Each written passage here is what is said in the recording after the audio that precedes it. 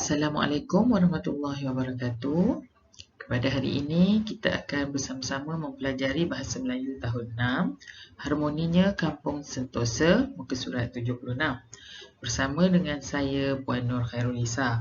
Jadi saya harap semua dah bersedia boleh buka buku teks Bahasa Melayu tahun 6, muka surat 76.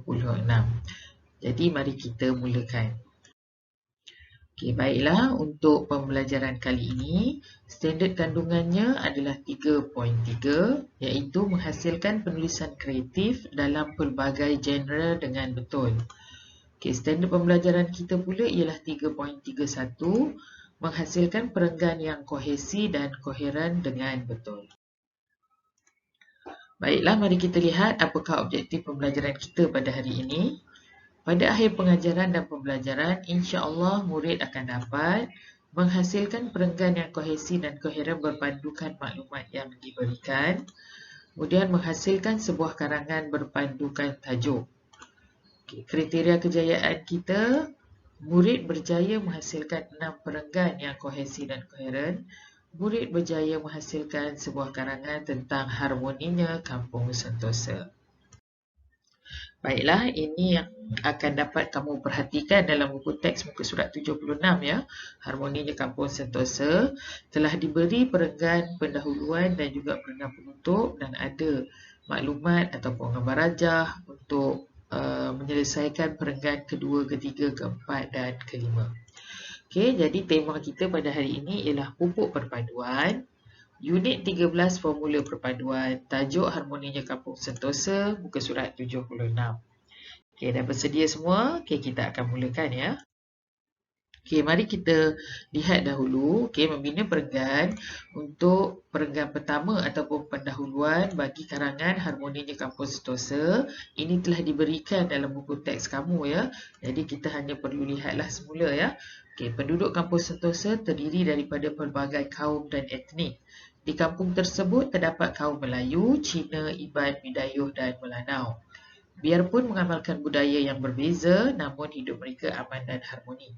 Okey, jadi yang ini adalah perenggan pertama telah ada dalam buku teks kamu. Okay.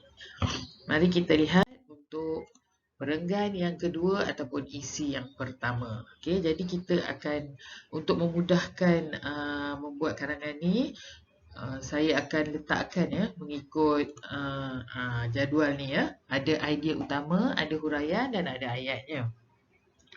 Jadi mari kita lihat idea utamanya. Okey, pesta kebudayaan. Okey, yang ini adalah pesta kebudayaan ya. Biasalah kamu lihat ya pesta kebudayaan ni. Antara huraian, menjayakan bersama-sama, semangat muhibah, aktiviti yang dianjurkan, bersatu hati, perbezaan bangsa. Okey, jadi ini antara isi idea utama kita, ini antara huraian yang kita nak buat. Jadi kita tengok ayat yang pertama ya. Okey, mereka apa pesta kebudayaan? Jadi kalau kamu tengok kat sini, mereka menjayakan pesta kebudayaan bersama-sama. Okey, ini untuk ayat yang pertama. Okey, untuk isi huraian yang kedua, semangat apa? Tadi kita dah tengok ada dalam huraian, semangat muhibah antara mereka terserlah dalam aktiviti yang dianjurkan.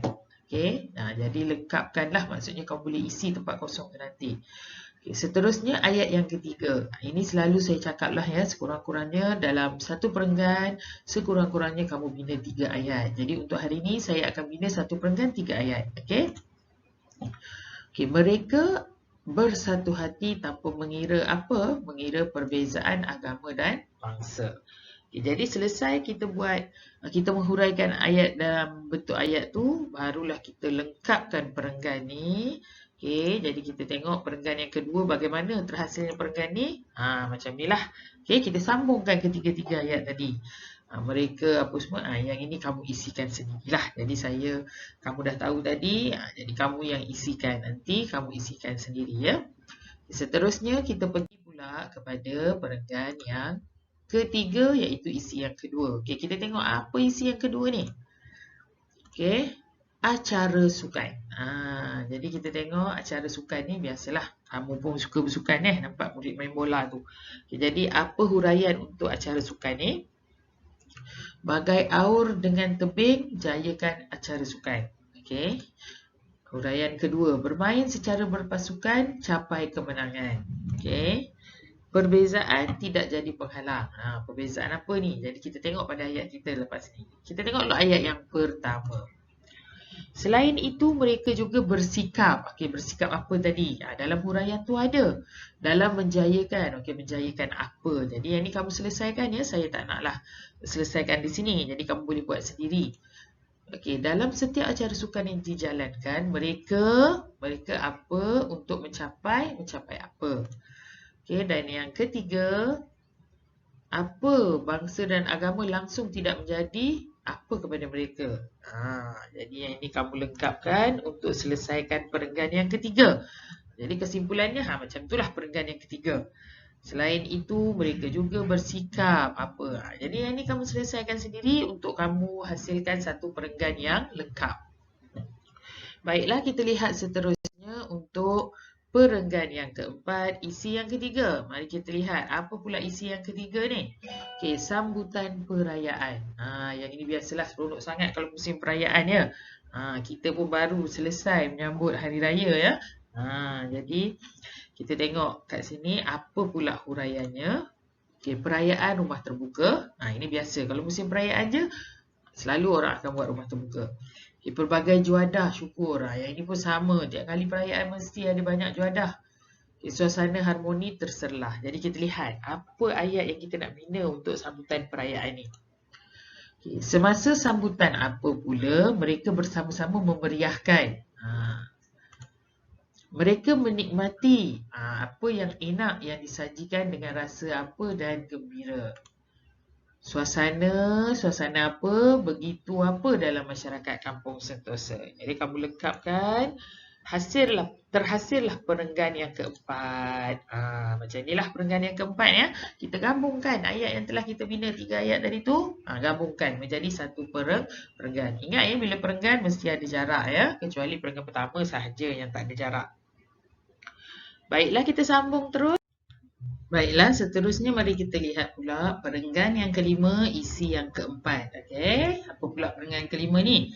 Nilai murni dan kesan. Okay, jadi kita tahu tadi tentang Kampung Sejahtera tu kita dah cerita dah aktiviti. Jadi kita nak tengok apa kesannya ataupun apa nilai murni yang wujud dan apa kesannya dalam komuniti masyarakat Kampung Sejahtera. Okey, kita tengok ada perpaduan kaum. Okey, macam mana Nilai murni tersemat kunci perpaduan kaum. Huraian pertama, sikap saling memahami, berbaik sangka dan wujud keharmonian, perpaduan maju.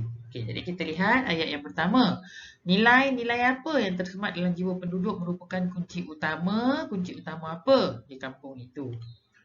Kemudian sebagai contoh, sikap apa, bertimbang rasa dan apa dapat mewujudkan, dia mewujudkan apa dan kemesraan dalam kalangan penduduk. Dengan wujudnya, Kampung Sejahtera semakin dan membangun.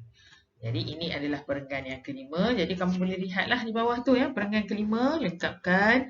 Jadi ini adalah kesanlah bila penduduk Kampung Sejahtera ni mengamalkan nilai-nilai murni. Ini kesannya terhasillah perpaduan kaum. Jadi bila banyak aktiviti dilakukan bersama ya, jadi wujudnya perpaduan kaum ni. Akhir sekali, biasalah, habislah perenggan penutup.